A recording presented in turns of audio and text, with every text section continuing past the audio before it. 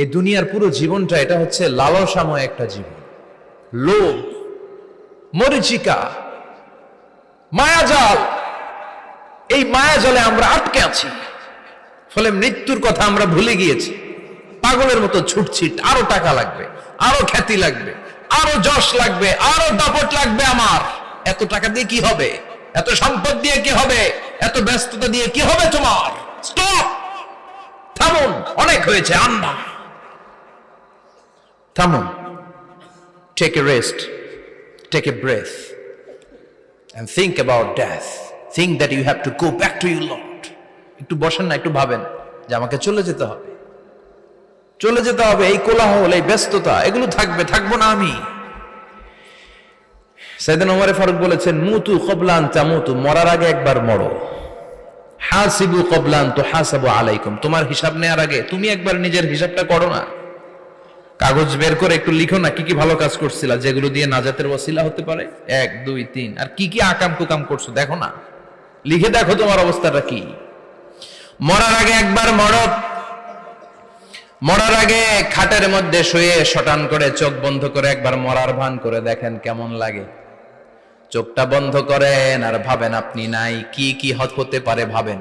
আপনার ছেলে মেয়েরা কান্না জুড়ে দিবে, আপনার প্রাণের স্ত্রী বিলাপ শুরু করে দিবে, বন্ধু বান্ধবের চিৎকার আর মাতম, স্থানীয় এলাকার মসজিদে ঘোষণা, অমুক এলাকার নিবাসী অমুক ভাই অমুকের ছেলে অমুক দুনিয়ায় নাই। সব আত্মীয়রা চলে আসবে, ফেসবুকে স্ট্যাটাস দেয়া হবে, সবাই সবাইকে জানাবে বিকাল 4টায় অমুক হাই স্কুল ময়দানে আপনার জানাজা। ছুটে আসবে, সবাই ছুটে আসবে আপনাকে শেষ বিদায় দিতে, গুড বাই জানানোর জন্য, আল ওয়াদা, বিদায় জানাতে আসবে সবাই। 4 তাকবীর দিয়ে আপনার জানাজা হবে, অশ্রুসিক্ত জানাজায় আপনার বিদায় হবে। কাঠের খাটিয়ার মধ্যে করে কাঁধে তুলে আপনারে কবরে নেওয়া হবে। আগে থেকে খুঁড়ে রাখা কবরটার মধ্যে আপনারে বিছিয়ে দেয়া হবে। বাঁশের কচি দিয়ে তার উপরে মাটির চাপা দিয়ে সব চলে যাবে। ভাবেন না একবার চোখ বন্ধ করে, this is the circle of life, this is the nature of life. এটা সবার হবে, আমার হবে, আপনার হবে। এত মায়া, এত ভালোবাসা কই যাবে? কেউ থাকবে না, সবাই আপনার অন্ধকার কবরে রেখে দিয়ে চলে আসবে। উপরে বাঁশের কঞ্চি, তার উপরে মাটির চাপা, অন্ধকার আর অন্ধকার। এই অন্ধকার যেন শেষ হতে চায় না, শুধুই অন্ধকার, ঠিক কিনা? এজন্য আমাদের চলে যেতে হবে। দাদা গেল, চাচা গেল, মামা গেল, আমাদেরকেও যেতে হবে, জোরে কোন ঠিক কিনা? একদিন মাটির ভেতরে হবে ঘরে মন আমার, কেন বন্ধ দালান ঘর, প্রাণ পাখি উড়ে যাবে পিঞ্জর ছেড়ে।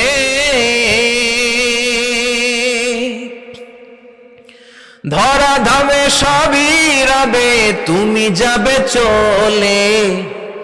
বন্ধু বান্ধব যত, মাতা পিতা যারা সুত, সবই হবে তোমার পরে।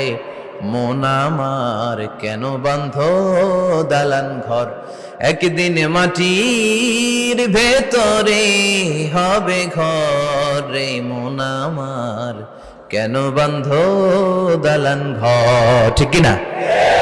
সব পরে থাকবে, চলে যেতে হবে আমাদেরকে। এজন্য আখিরাতের কথা যেন আমাদের স্মরণ হয়। বিশ্বনবী বলতেন, নাহাইতুকুম আন জিয়ারাতিল কুবুর, আমি তোমাদেরকে কবর জিয়ারত করতে আগে নিষেধ করতাম, কিন্তু এখন নিষেধাজ্ঞা প্রত্যাহার করে নিলাম। এখন সব সময় তোমরা কবরের সামনে যাবা আর জিয়ারত করবা। কবরস্থানে যান তো? বড়ুয়া কৃষ্ণপুরের এই গ্রামের কবরস্থান আছে? কোন দিকে? পূর্ব দিকে আছে, গোখরার জলের ওদিকে। যান আপনারা, একটু যাবেন, একটু গেলে আখিরাতের কথাটা স্মরণ হবে। ওখানে ছোট শিশুরা শুয়ে আছে, কিশোর যুবকরা আছে, আপনার মতো তাগড়া যুবক, মুরব্বীরা আছে। এরা এই এলাকায় থাকতো, এরা আকাশ থেকে নেমে আসে না, এই এলাকার সন্তান, আজ নাই। একটা সার্টেন পিরিয়ড শেষে আপনিও থাকবেন না। This is the nature of life, this is the circle of life. ছোট্ট শিশু হয়ে এসেছিলেন, শৈশব, কৈশোর, যৌবন, প্রৌঢ়ত্ব। আগে ছিলেন সিঙ্গেল, বিয়ে করে হয়ে গেলেন double.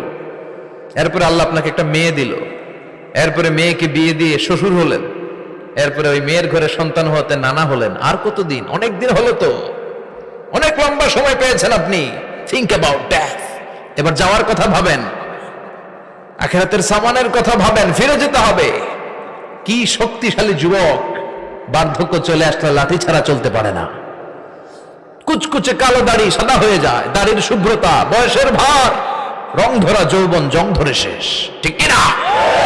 This is the circle of life.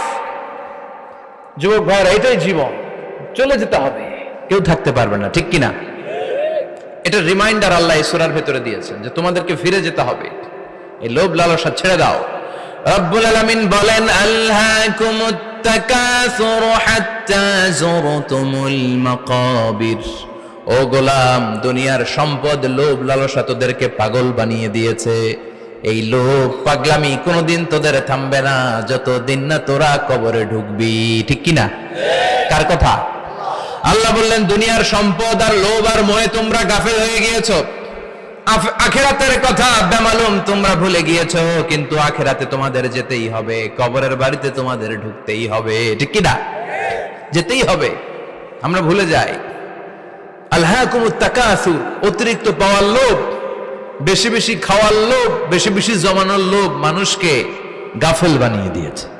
এটা মানুষের স্বভাব, আরো চাই আরো চাই, এই স্বভাবটা আছে না নাই? দেখবেন ছোট বাচ্চারা মসজিদের দোয়া অনুষ্ঠান শেষে জিলাপি দেয় না? বড় কৃষ্ণপুর কি দেয়? আগে বাতাসা দিত না, এখন কি দেয়? জিলাপি দেয়, মিষ্টি দেয়। তো মসজিদের 2-3 গেট থেকে যদি দেয়, ছোট বাচ্চারা দেখবেন এদিক দিয়ে কয়েকটা নিয়ে আবার ওই গেটে লাইন ধরে। ওর হাত হলো ছোট হাত, ওর হাত ভর্তি জিলাপি, আর নেওয়ার জায়গা না, এরপর আরেক জায়গায় লাইন ধরছে, আরো লাগবে, আরো লাগবে, এই আরো আরো আরো চাই। এই স্বভাবটাই মানুষকে কুড়ে কুড়ে শেষ করে দিয়েছে। এত লাগবে কেন তোমার? চাহিদার কোনো শেষ নাই, unlimited demand of human being. যার আছে বেশি তার চাই বেশি, যার সাইকেল আছে তার হুন্ডা চাই, হুন্ডা আছে তো প্রাইভেট কার চাই, প্রাইভেট কার আছে তো প্লেন চাই, প্লেন আছে তো হেলিকপ্টার চাই, হেলিকপ্টার আছে তো ওইটা চাই, ওইটা আছে তো সেটা চাই, ঠিক কিনা? এলাকার মেম্বার যে হয়েছে চেয়ারম্যান হতে চায়, আছে না নাই? চেয়ারম্যান সাহেব এমপি হতে চায়, আছে না নাই? এমপি সাহেব মন্ত্রী হতে চায়, আছে না নাই?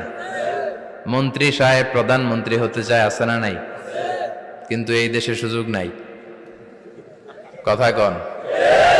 এই দেশে প্রধানমন্ত্রী সিলেক্টেড, 2-3 জনের বাইরে কেউ প্রধানমন্ত্রী হতে পারবি না, ঠিক কিনা? আমার এই জীবনে তো আমি 2-3 জনই দেখলাম। বেগম খালেদা জিয়া, মাননীয় প্রধানমন্ত্রী শেখ হাসিনার ছোট্টবেলা দেখেছি এরশাদকে, আমরা তখন ছোট। তো মানুষের চাহিদার কোনো শেষ নাই, যার আছে বেশি তার চাই বেশি। এজন্য বিষ্ণু বলেছেন, উনজুরু ইলা মান হুয়া আসফালা মিন, তোমার চেয়ে যে খারাপ আছে ওর দিকে তাকাও।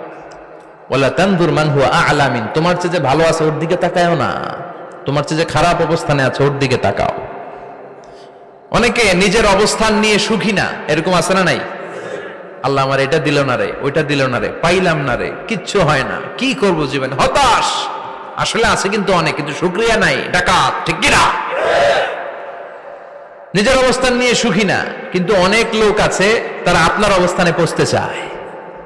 তাদের দিকে তাকিয়ে দেখেন, আপনি যে অবস্থানে আছেন এই অবস্থানে পৌঁছাটা অনেকের কাছে স্বপ্ন। তারা প্রতিনিয়ত সংগ্রাম আর স্ট্রাগল করে যাচ্ছে আপনার অবস্থানে পৌঁছতে, আর আপনি এটা নিয়ে সন্তুষ্ট না। শেখ সাদির নাম শুনেছেন?